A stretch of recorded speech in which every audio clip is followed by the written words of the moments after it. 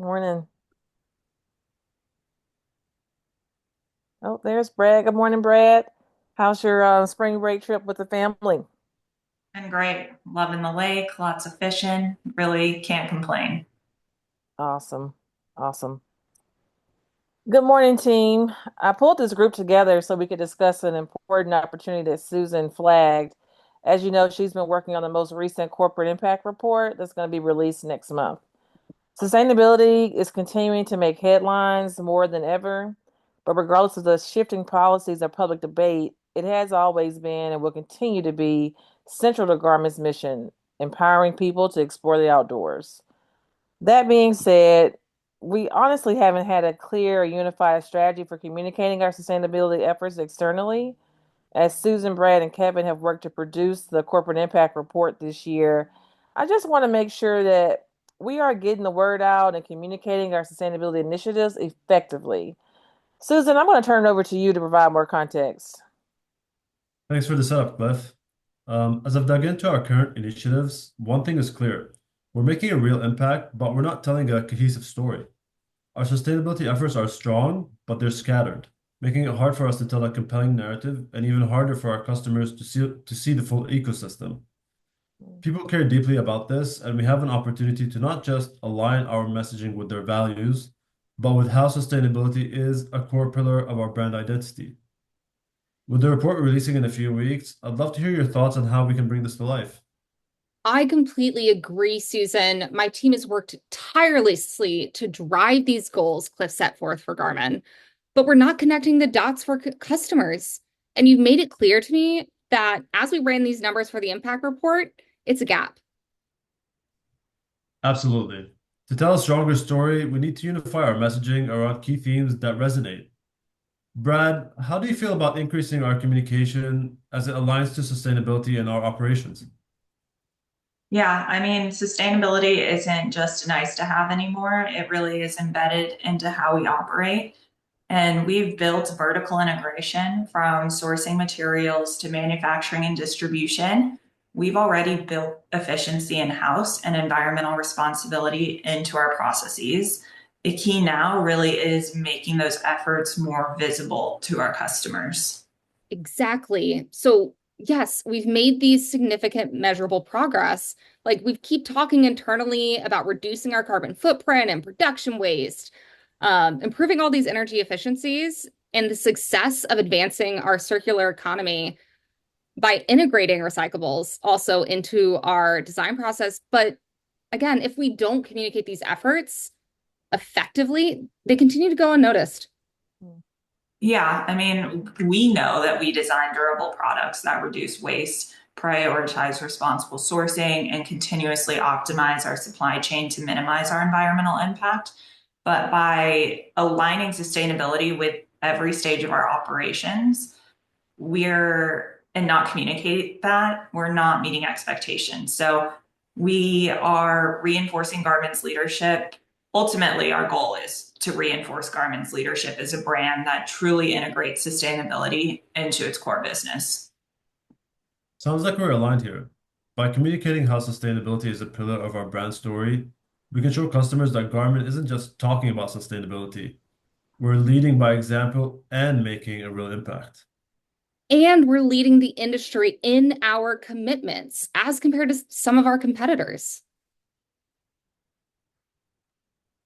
Seeing competitors post and talk about what Garmin has been doing for years shows this is a prime opportunity for improvement. Great point, Susan.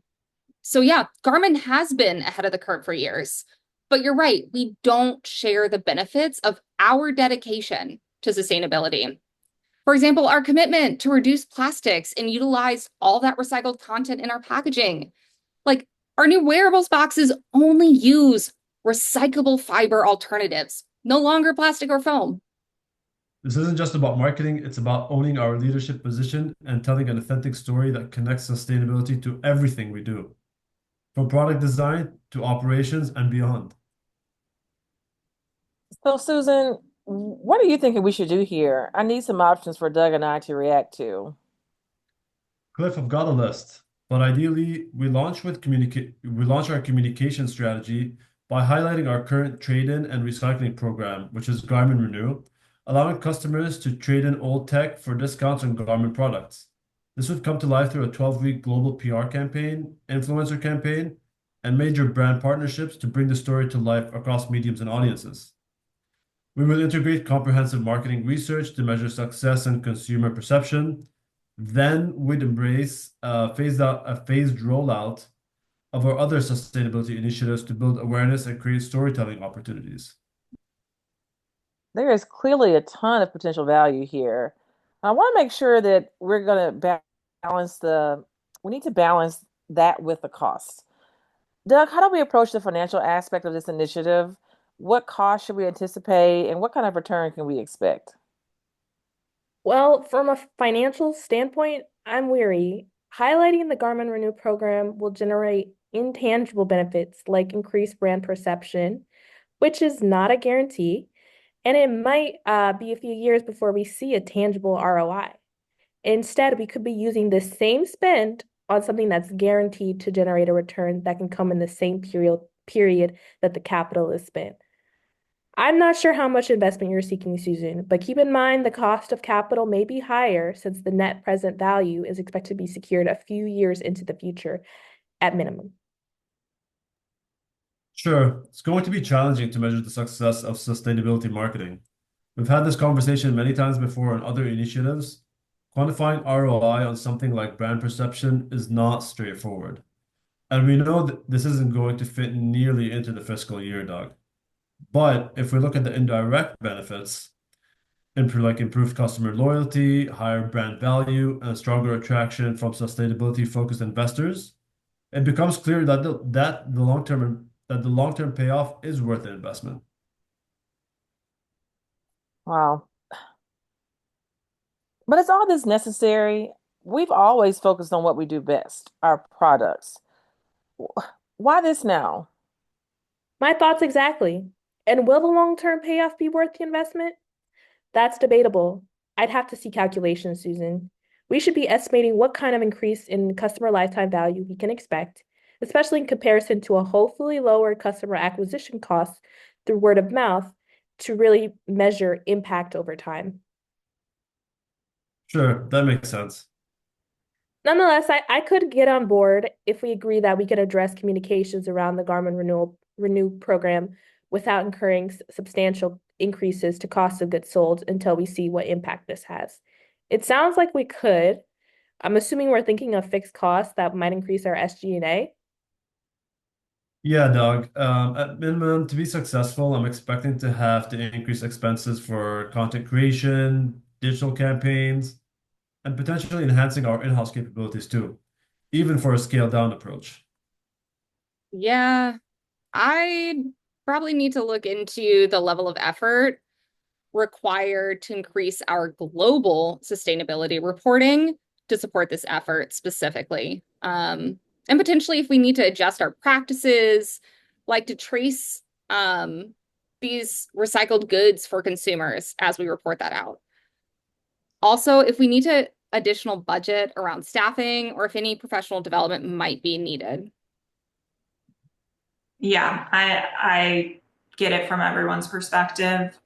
For me, like many of our sustainability efforts, like our robust recycling program, are already in place and can be amplified without significant new investment.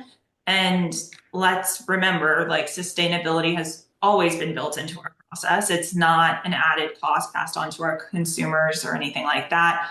It's a core principle of how we operate. And it's not a premium feature, it's a given. So that's a powerful message we should be leveraging as a competitive advantage.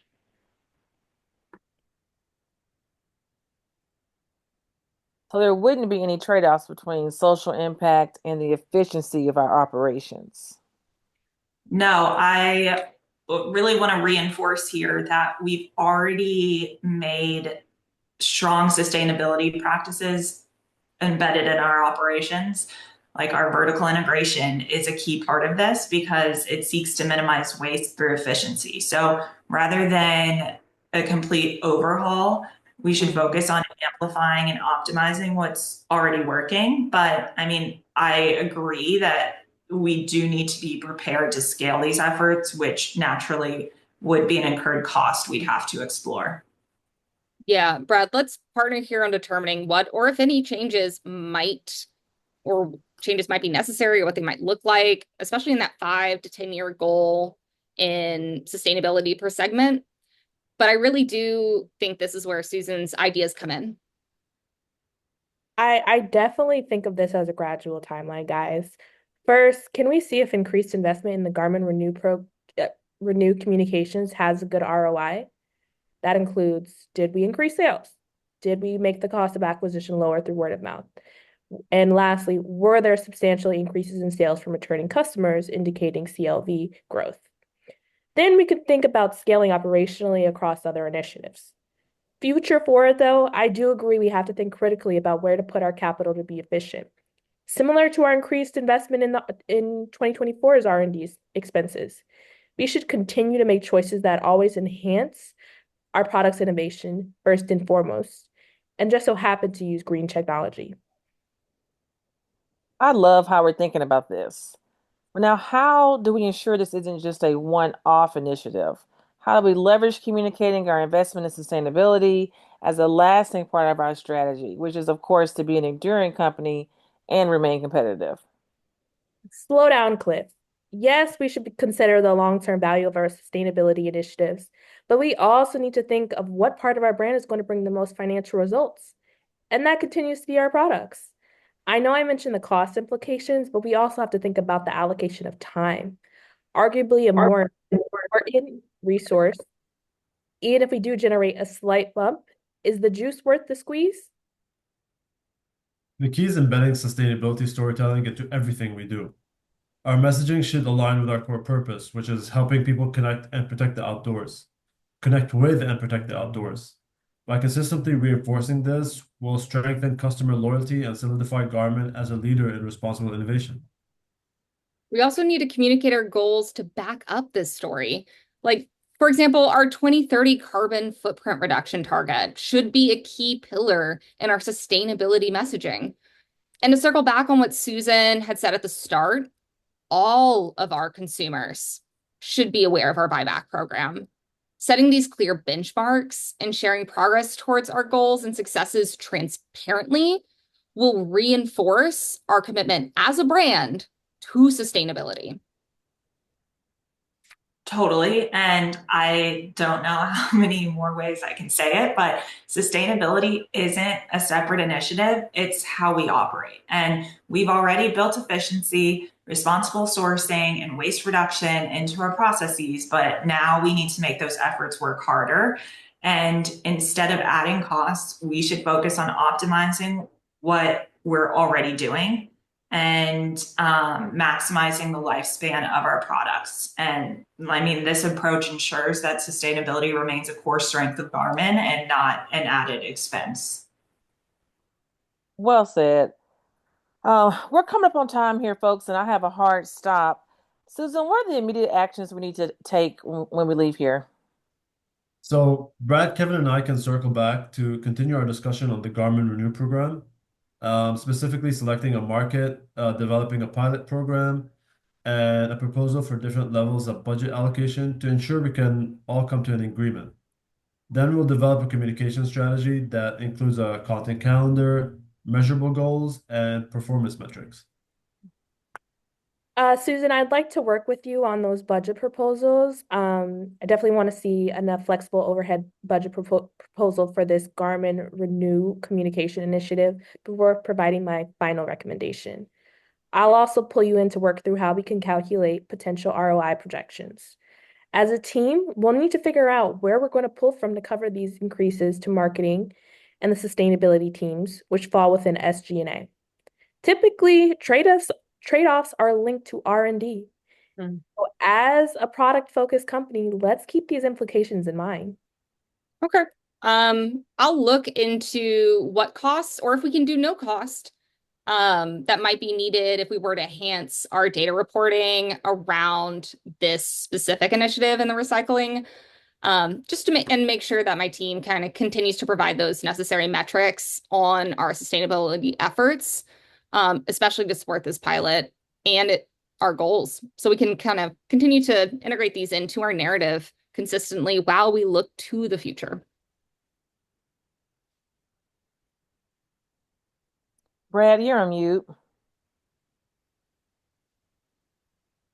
Sorry, team. The kids were yelling out back. So I'll set up time with you, Kevin and Susan, to circle back on this. I'm largely aligned, and we can figure out if we have any room in our budget to deliver on next steps here. And we might want to consider if we could pilot this in one of our markets. Perfect. Let's reconvene in 2 weeks to review the proposed strategy, the budget, and the action plan. I'm looking forward to seeing this come together. Thanks, everyone. Thanks. Yeah, Thank well. you.